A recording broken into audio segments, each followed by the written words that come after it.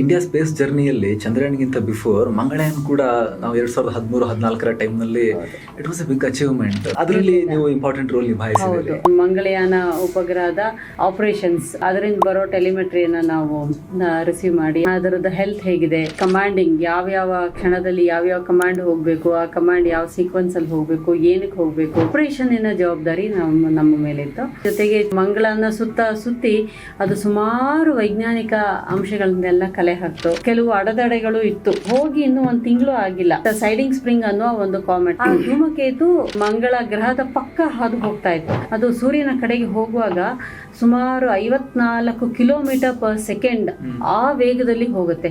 ಅದು ಏನಾದ್ರು ನಮ್ಮ ಉಪಗ್ರಹಕ್ಕೆ ಬಡಿದ್ರೆ ಆ ವೇಗದಲ್ಲಿ ಖಂಡಿತ ಉಪಗ್ರಹ ಹಾಳಾಗುತ್ತೆ. ಅದಕ್ಕೆ ಮೊದಲು ನಾವು ಮಾಡ್ಬೇಕಾಗಿರೋದು ಅದರಿಂದ ನಾವು ರಕ್ಷಿಸ್ಕೋಬೇಕು. ಹೋಗೋ ಕ್ಷಣದಲ್ಲಿ ನಾವು ಮಂಗಳನ ಹಿಂದೆ ಹೋಗೋದು, ಅದು ಹಾದು ಹೋದ್ಮೇಲೆ ಹಿಂಭಾಗದಿಂದ ಅದರ ಚಿತ್ರಣವನ್ನ ತೆಗಿಬೇಕು.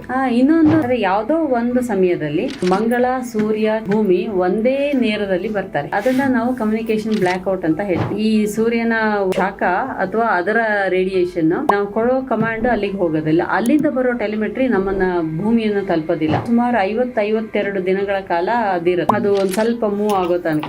ಅಲ್ಲಿ ತನಕ ಉಪಗ್ರಹನ ಹೇಗೆ ನಾವು ಕಂಟ್ರೋಲ್ ಮಾಡೋದು? ಫುಲ್ ವಿಡಿಯೋಗಾಗಿ ರಿಲೇಟೆಡ್ ಲಿಂಕ್ ಕ್ಲಿಕ್ ಮಾಡಿ.